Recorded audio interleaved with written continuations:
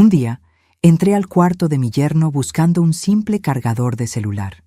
Pero lo que encontré lo cambió todo.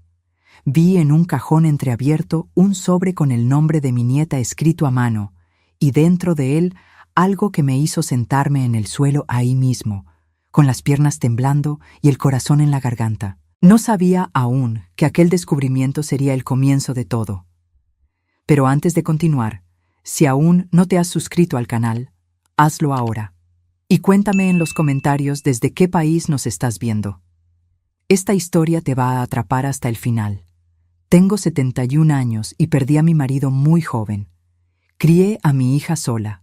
Trabajé por décadas como maestra de primaria en un pueblito de la zona de Pátzcuaro, en Michoacán, y aprendí que la vida no es justa, pero que sigue adelante. Aprendí a doblarme donde hacía falta y a mantenerme en pie donde era necesario. Pero nada, absolutamente nada, me preparó para lo que pasó en el invierno de 2022. Mi hija Jimena se había casado con Santiago Palacios en 2018. Él no me cayó bien desde el primer día. Y sé que eso puede sonar a cosa de madre celosa, pero no era eso. Era una sensación en el estómago, ese nudo que una aprende a reconocer con los años. Santiago era guapo, educado por encima, siempre con la frase correcta en el momento justo. Pero tenía una frialdad en los ojos que me inquietaba, como un espejo sin reflejo. Jimena me decía que era una envidiosa y yo me tragaba mis palabras, porque ella era adulta, porque amaba a ese hombre y porque me había prometido no ser el tipo de madre que aleja a su hija. Jimena tenía una hija de una relación anterior, mi nieta Yatsil, Yats, como le decíamos de cariño. Una niña lista, llena de vida, que cumplió 22 años en marzo de 2022 y poco después se fue a vivir a la Ciudad de México para trabajar en una empresa de tecnología. Me llamaba cada semana, a veces 2. Teníamos ese tipo de vínculo que no necesita explicación, que simplemente existe. En septiembre de 2022, Yatsil dejó de llamar. Al principio pensé que era el trabajo, el ajetreo de la capital. Le mandaba mensajes y respondía con pocas letras, cosas de joven ocupada. Pero después de 3 semanas sin escuchar su voz, empecé a llamar directo. Siempre mandaba al buzón. Me puse en contacto con una colega suya que tenía en WhatsApp, una muchacha llamada Itzel, y ella me dijo algo que me heló la sangre. Yatsil no se presentaba a trabajar desde hacía 2 semanas. Habían intentado contactarla sin éxito. Iban a tener que darla de baja si no aparecía pronto. Llamé a Jimena de inmediato. Ella se portó extrañamente tranquila. Me dijo que Yatsil había decidido hacer un viaje espontáneo, que estaba bien, que a veces los jóvenes necesitan su espacio. Habló con un tono casi irritado, como si yo estuviera exagerando. Y a Santiago, que estaba al lado de ella durante la llamada, le escuché la voz de fondo diciendo que Yatsil era impulsiva, que aparecería pronto, que no tenía por qué preocuparme tanto. Colgué el teléfono con ese nudo en el estómago que ya conocía bien. Pasé 2 semanas tratando de convencerme de que estaba siendo dramática. Pero entonces recordé que Yatsil me había dado una copia de la llave de su departamento en la colonia Roma. Por cualquier emergencia, abue, ya sabes. Me dio esa llave la Navidad pasada, con una sonrisa que decía que esperaba nunca tener que usarla, pero que se sentía mejor sabiendo que yo la tenía. Tomé un autobús hacia la Ciudad de México yo sola. Mis hijas dirían que fui imprudente, pero ya no tenía más hijas que me dijeran nada, porque la única que tenía me estaba asegurando que todo estaba bien, mientras algo dentro de mí gritaba que no era cierto. El departamento de Yatsil estaba cerrado, pero limpio. Sus cosas estaban ahí. Su rebozo favorito en el perchero, la maceta que cuidaba con tanto cariño en la ventana, la laptop sobre la mesa. No parecía un abandono voluntario, parecía una interrupción. Fui a la delegación. El oficial me escuchó con la paciencia de quien oye a una abuela preocupada cada semana y me dijo que iba a registrar el acta, pero que los adultos tienen derecho a desaparecer si quieren. Me dio un número de folio y una sonrisa que no le llegaba a los ojos. Regresé a Michoacán con la sensación de que me habían empujado de vuelta al principio. Pero tenía el número de folio, Tenía la llave del departamento de Yatzil y tenía esa vieja certeza de maestra que sabe cuándo un niño está mintiendo. Algo estaba muy mal. Fui a visitar a mi hija y a mi yerno una semana después.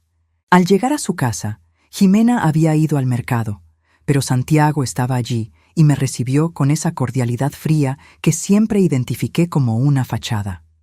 Me ofreció café de olla, preguntó por mi salud, habló de Yatzil con demasiada ligereza, como quien habla de un viaje de vacaciones. Necesité usar el baño y pedí permiso para pasar por el pasillo. La puerta del despacho de Santiago estaba entreabierta. Iba a pasar de largo, prometo que iba a pasar de largo, pero algo me hizo detenerme. Quizás instinto, tal vez la mano de Dios, pero me detuve. Entré al despacho.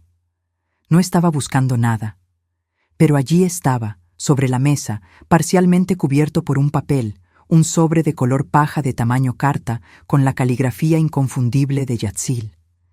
Ella tenía una letra redondita y ligeramente inclinada que yo reconocería en cualquier parte del mundo. Mi mano fue hacia ese sobre antes de que mi cerebro tomara la decisión. Dentro había una hoja doblada. Cuando la abrí, era una carta. Una carta de Yatzil para su mamá, escrita a mano, con una letra que temblaba en los bordes. Decía que había descubierto algo, que había visto documentos, que tenía miedo. La última frase de la carta era: «Mamá, si recibes esto es porque no pude decírtelo en persona. Busca a la abuela, ella sabrá qué hacer». La fecha era de agosto, 3 semanas antes de que dejara de ir al trabajo. Doblé la carta, la metí en el bolsillo de mi suéter con las manos trémulas, salí del despacho, fui al baño, cerré la puerta y me senté en el suelo con la espalda apoyada en el azulejo. 61 años de vida me enseñaron a no gritar cuando el grito es peligroso. Me quedé ahí respirando hasta que pude levantarme. Me lavé la cara. Me miré al espejo. Y supe que a partir de ese momento no podía confiar en nadie dentro de esa casa. Salí de la casa de Jimena con la carta en el bolsillo y una sonrisa en la cara que me costó cada gramo de mi fuerza. Dije que tenía dolor de cabeza, que me iría a descansar al hotel donde me hospedaba y que al día siguiente almorzaríamos juntas. Santiago me miró un segundo más de lo necesario, pero no dijo nada. En el hotel leí la carta de Yatzil 3 veces. No entraba en detalles sobre lo que había descubierto, probablemente por miedo a que la carta fuera interceptada antes de llegar a su madre. Pero había una frase que me detuvo. «Mira los números, mamá. Mira lo que le hizo a los números de la empresa de la abuela». Mi marido, Mateo, que en paz descanse, había dejado al morir, además de mucha ausencia, una pequeña empresa de distribución de materiales de construcción que yo mantuve funcionando por años antes de pasarle la gestión a Jimena. Era una empresa modesta pero estable, que nos daba un sustento digno a las dos y tenía un patrimonio que representaba la seguridad de nuestra familia. Cuando Santiago entró en la vida de Jimena, poco a poco fue asumiendo la parte financiera. Jimena decía que él le sabía a los números, que estaba ayudando. Yo nunca quise ver. Preferí creer. Llamé al contador de la empresa, un señor llamado don Hipólito que trabajaba con nosotros desde hacía casi 20 años. No dije mucho. Solo le pedí que me mandara los estados financieros de los últimos 3 años, por correo, que necesitaba revisar unas cosas. Don Hipólito era leal y discreto. Los archivos llegaron a mi bandeja de entrada en menos de 1 hora. Pasé la madrugada volcada sobre esas tablas con mis lentes de aumento y una pluma en la mano, anotando en el cuadernito que siempre cargo en la bolsa.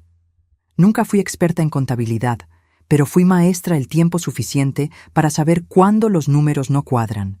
Y esos números no cuadraban para nada. Había transferencias a una cuenta que no reconocía. Compras de maquinaria que nunca aparecieron físicamente en la empresa. Pagos a proveedores con nombres que no estaban en ningún contrato que yo conociera. En 3 años, habían salido de la empresa cerca de 1,5 millones de pesos en transacciones que no tenían sentido.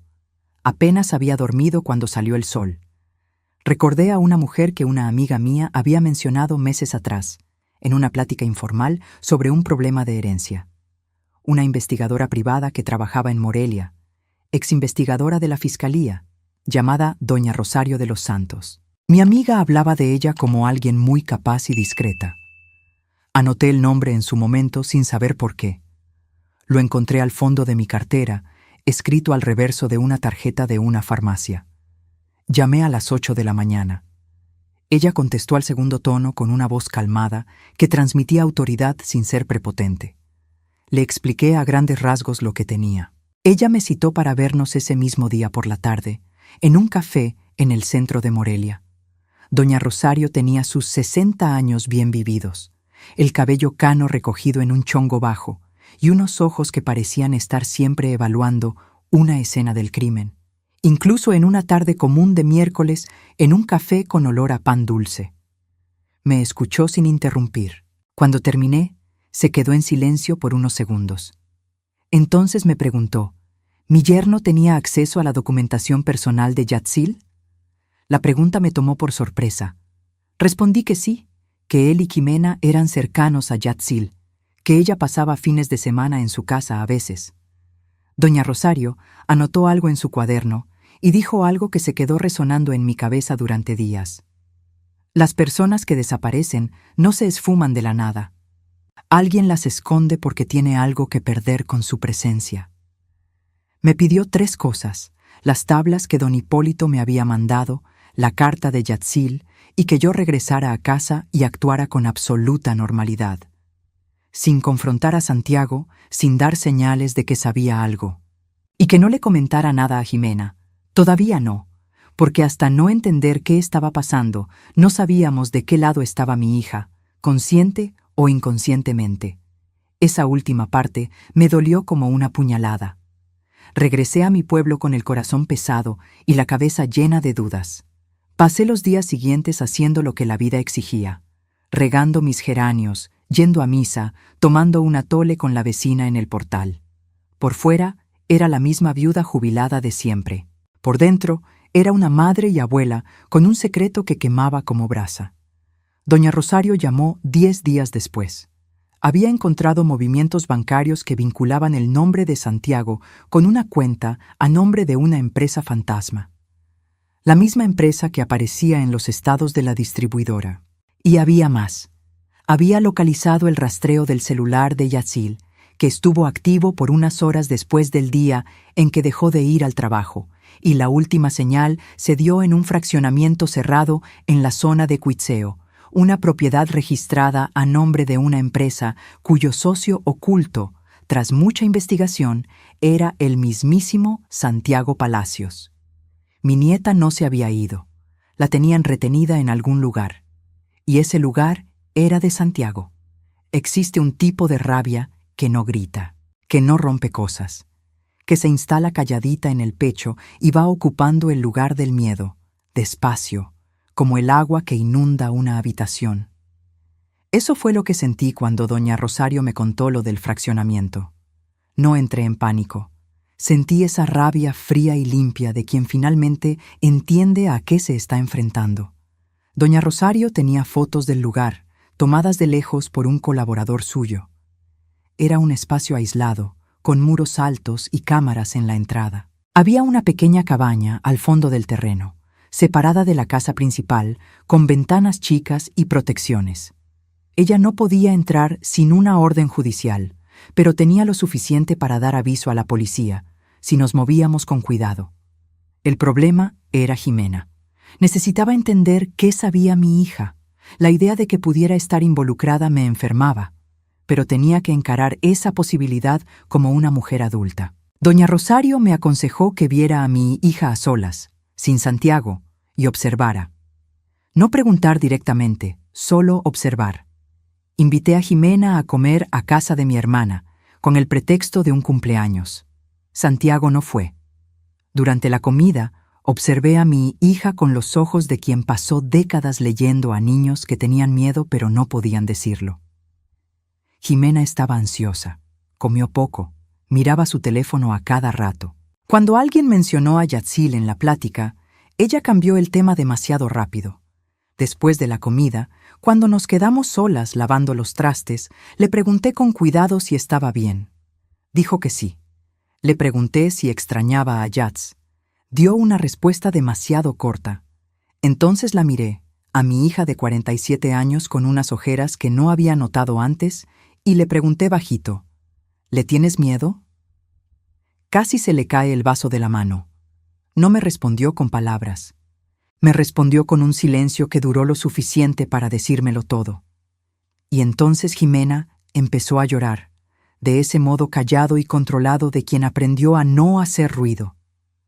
Me contó a pedazos, con la voz entrecortada, que Santiago había cambiado en los últimos años, que la controlaba, que leía sus mensajes, que la amenazaba con cosas que ella no podía ni repetir, que cuando Yatzil empezó a hacer preguntas sobre las finanzas de la empresa, Santiago se puso furioso, que una noche ella lo escuchó al teléfono diciendo que el problema de Yatzil tenía que resolverse antes de que se saliera de control. No había ido a la policía porque tenía miedo. Miedo de lo que él hiciera, miedo de que no le creyeran, miedo de haber sido cómplice sin querer y terminar siendo culpable también. Abracé a mi hija en medio de la cocina de mi hermana y sentí que estaba temblando. No era frío. Ximena no era cómplice, era otra víctima. Llamé a doña Rosario esa misma noche y le conté lo que descubrí. Se quedó en silencio un momento y luego dijo que era hora de ir a la policía, pero con cuidado. No con el oficial que me había atendido antes con su sonrisa de flojera. Ella conocía a una comandante especializada en casos de violencia doméstica y secuestro en Morelia, una mujer a la que describió como estricta y que no perdonaba ni un descuido. Nos reunimos con la comandante Fernanda Rocha 2 días después. Llevé todo, las tablas, la carta de Yats, las fotos del fraccionamiento y la declaración escrita de Jimena, que preparó en casa de mi hermana, donde se había quedado escondida desde la comida. La comandante escuchó todo con una atención que me hizo sentir, por primera vez en semanas, que alguien se tomaba esto en serio. Dijo que tenía lo suficiente para una orden de cateo, pero que necesitaba 48 horas para organizar el operativo. Y me pidió lo mismo que doña Rosario al principio. Normalidad. Que no intentara contactar a Santiago, que no lo alertara de nada. Fueron las 48 horas más largas de mi vida. Me las pasé rezando, caminando por el patio, tomando té que no sabía a nada. Jimena estaba segura con mi hermana, pero yo no podía dejar de pensar en Yatzil en esa cabaña con rejas, sin saber si alguien llegaría antes de que fuera demasiado tarde. En la mañana del tercer día, la comandante me llamó. Habían entrado al fraccionamiento. Me llamó a las 7 de la mañana con una voz que yo no podía descifrar. Solo dijo que habían entrado a la propiedad y que necesitaba ir a la fiscalía. No dijo más. Pasé los 20 minutos de camino rezando en voz alta, cosa que nunca había hecho así, pero parecía lo único sensato en ese momento. Cuando llegué, la comandante Fernanda me esperaba en la entrada, y a su lado, sentada en una silla con un cobertor en la espalda y un vaso de agua en las manos, estaba Yatzil. No voy a poder describir lo que sentí cuando vi a mi nieta. Las palabras no alcanzan. Estaba pálida, con el cabello opaco y una mirada que había visto cosas que no debía haber visto a los 22 años, pero estaba viva. Estaba ahí. Y cuando me vio entrar, puso el vaso de agua en el suelo y se levantó con un esfuerzo que me mostró lo débil que estaba, y vino hacia mí. Sostuve a mi nieta en medio de esa oficina y lloré sin ninguna vergüenza. 71 años, y lloré como una niña, y no me arrepiento. Yatzil había pasado casi 2 meses en esa cabaña. Santiago la había llevado allá con el pretexto de una plática, después de descubrir que ella había encontrado documentos comprometedores en una de sus visitas a su casa. Ella había visto estados de cuenta que él dejó por descuido en la impresora, reconoció los números que no cuadraban con los reportes de la empresa de su abuela y lo confrontó. Fue un error que ella no sabía que estaba cometiendo. No la lastimó físicamente de gravedad, pero la mantenía encerrada, con poca comida, sin teléfono, con la amenaza de que si intentaba escapar, algo muy malo le pasaría a su mamá. Esa amenaza la mantuvo paralizada. Conocía a Santiago lo suficiente para saber que él no amenazaba por amenazar. Una empleada del fraccionamiento, que entraba una vez por semana a limpiar las áreas comunes, Había notado la luz prendida en la cabaña a horas raras y escuchado ruidos que no tenían sentido para un inmueble supuestamente vacío.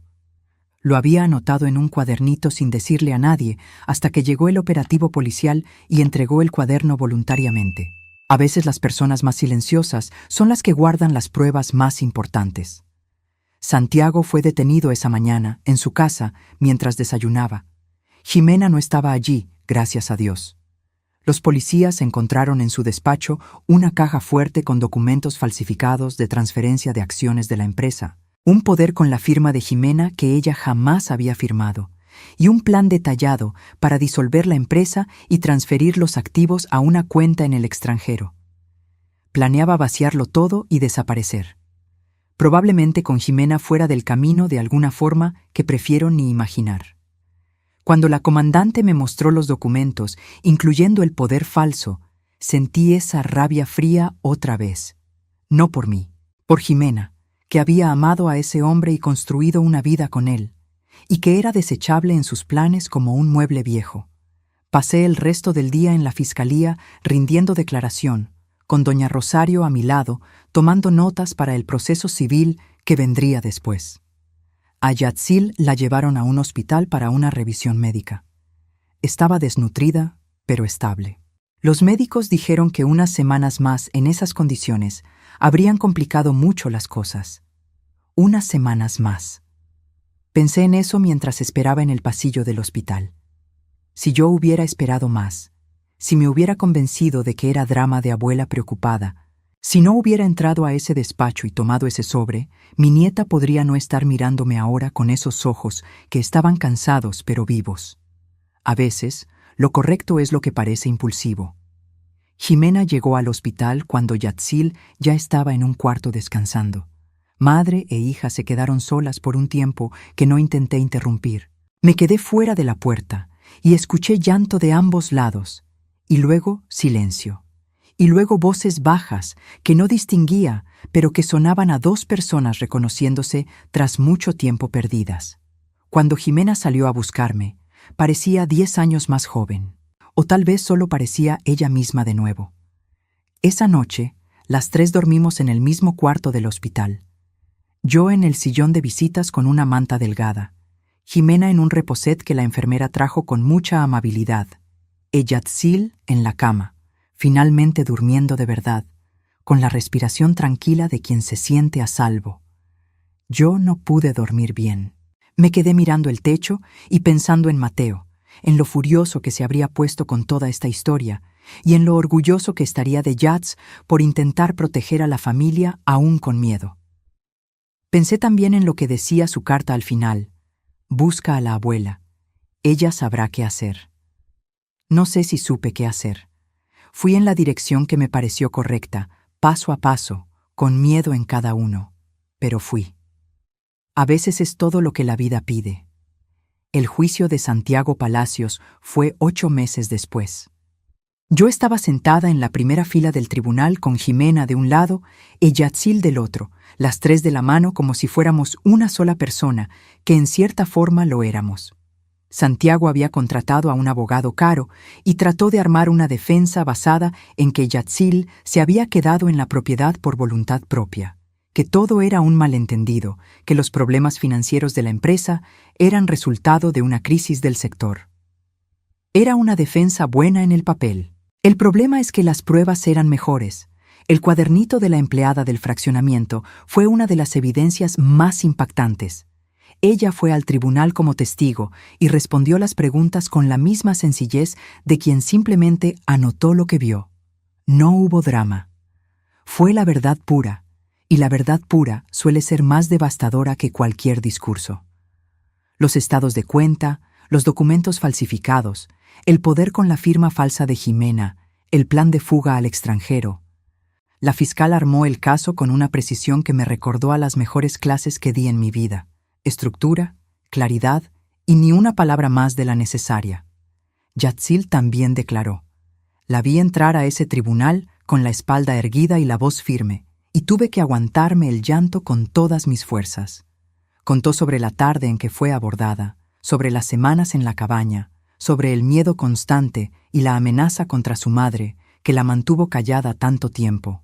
No temblaba. Era mi nieta entera en ese momento, más fuerte que cualquier cosa que ese hombre intentó romper en ella. Santiago fue condenado a 15 años por secuestro, privación ilegal de la libertad, fraude y falsificación de documentos. Cuando la jueza leyó la sentencia, escuché a Jimena soltar un aire que parecía guardado desde hacía mucho tiempo. Le apreté la mano y no dije nada. No había nada que decir. En los meses que siguieron, reconstruimos lo que se podía reconstruir. La empresa familiar pasó por una auditoría completa. El dinero desviado se recuperó en parte, lo suficiente para estabilizar el negocio. No nos hicimos ricas, pero no lo perdimos todo, que era lo que él planeaba. Jimena fue a terapia. Yatzil también. Yo fui una vez, y la psicóloga era joven y amable, pero preferí mi método para procesar las cosas. Caminar por el patio temprano, platicar con Mateo frente a su foto que está en la cómoda y escribir en un cuaderno que compré específicamente para guardar esta historia, porque quería que esta historia se guardara, no por la parte dramática, ni por el villano o el juicio o la cámara de noticias que apareció fuera del tribunal. Quería guardarla por lo que aprendí y por lo que espero que otros puedan aprender si algún día leen estas palabras. Aprendí que el instinto de quien envejece no es paranoia, es memoria acumulada. Cuando ese nudo en el estómago aparece frente a una persona, una situación, o un silencio que no debería ser silencio, está diciendo algo. Nos preocupamos tanto por no parecer difíciles, por no arruinar el momento, por no ser la suegra metiche, que aprendemos a tragarnos nuestro propio instinto. Y el instinto tragado tiene un costo muy alto. Aprendí que proteger a quienes amamos a veces exige que enfrentemos la posibilidad de que las personas que amamos también estén siendo destruidas. Jimena era víctima tanto como Yatzil, solo que de un modo diferente, más invisible. Pude haberme enojado con ella por dejar que las cosas llegaran hasta ahí. En cambio, necesité ver el miedo que la paralizaba, porque ese miedo era real y legítimo, y nadie combate el miedo ajeno con juicios. Aprendí que pedir ayuda no es debilidad de vieja sin fuerzas, es inteligencia. Doña Rosario sabía cosas que yo no. La comandante Fernanda tenía herramientas que yo no. Don Hipólito tenía los números que eran la llave de parte del problema. Ninguna de nosotras resuelve nada completamente sola, y fingir que sí es el tipo de orgullo que sale caro. Y aprendí, tal vez de la forma más dolorosa, que a veces las personas que entran a nuestra familia no entran por la puerta que imaginamos. Entran por la debilidad, por el duelo, por la soledad, por la necesidad que todos tenemos de creer que las cosas van a mejorar. Santiago entró por la vulnerabilidad de Jimena tras una relación difícil y se fue instalando despacio, moviendo cada pieza hasta que la familia entera estuvo donde a él le convenía. Eso no fue culpa de Jimena. Ella fue manipulada por alguien entrenado en manipular. Pero podemos aprender a reconocer esos patrones antes de que el daño sea irreparable. Hoy, un domingo de sol aquí en Michoacán, Yatzil está sentada conmigo en el portal tomando café. Regresó a la Ciudad de México, consiguió un trabajo nuevo y está estudiando la universidad de noche. Viene a verme una vez al mes. Jimena vive a 3 calles de aquí, empezando de nuevo poco a poco, sembrando unas hortalizas en su patio que dice que van a alimentar a todo el barrio si la dejan. La empresa sigue funcionando, más chica que antes, pero derecha. Con eso basta. La semana pasada, Yatz me mostró un mensaje que recibió de una mujer desconocida en redes sociales. La mujer decía que había leído del caso en el periódico y que estaba pasando por algo parecido, que su novio controlaba sus cuentas, que tenía miedo de denunciar. Yatz le respondió con el teléfono de la Fiscalía Especializada y con el número de una red de apoyo. Luego me mostró el mensaje con los ojos brillando. Abue, creo que podemos ayudar a más gente con esto. Estamos pensando en crear un canal de información, una forma sencilla de compartir lo que aprendimos, de hablar sobre señales de alerta, de dónde pedir ayuda, de cómo proteger las finanzas de la familia, de cómo confiar en el propio instinto. No somos expertas, Somos dos mujeres que pasaron por algo muy difícil y salieron del otro lado. A veces eso es lo que la gente necesita escuchar. No a la experta con el título en la pared, a la abuela con el cuadernito que entró a un despacho buscando un cargador y encontró la verdad. Si hay algo que quiero que te lleves de esta historia, es esto. No ignores lo que sientes. No te tragues ese nudo en el estómago por no parecer difícil. No esperes a tener la certeza absoluta antes de actuar. La certeza absoluta suele llegar demasiado tarde. Y si estás pasando por algo parecido ahora, si tienes miedo de alguien dentro de tu casa, si sientes que la persona que debería protegerte te está asfixiando, busca ayuda. No necesitas tener todas las respuestas antes de dar el primer paso. Yo no las tenía. Solo tenía un sobre con la letra de mi nieta y décadas de instinto acumulado. Fue suficiente. Si esta historia te tocó de alguna forma, suscríbete al canal para no perderte los próximos relatos. Dale like, compártelo con alguien que necesite escuchar esto hoy y cuéntame en los comentarios desde dónde nos ves. Cada comentario me demuestra que vale la pena seguir contando estas historias. Y si quieres ser parte de una comunidad que cree que las historias tienen el poder de cambiar vidas, considera hacerte miembro del canal. Es una forma de caminar juntos en este viaje. Hasta la próxima historia. Con cariño, de una abuela que aprendió que nunca es tarde para hacer lo correcto.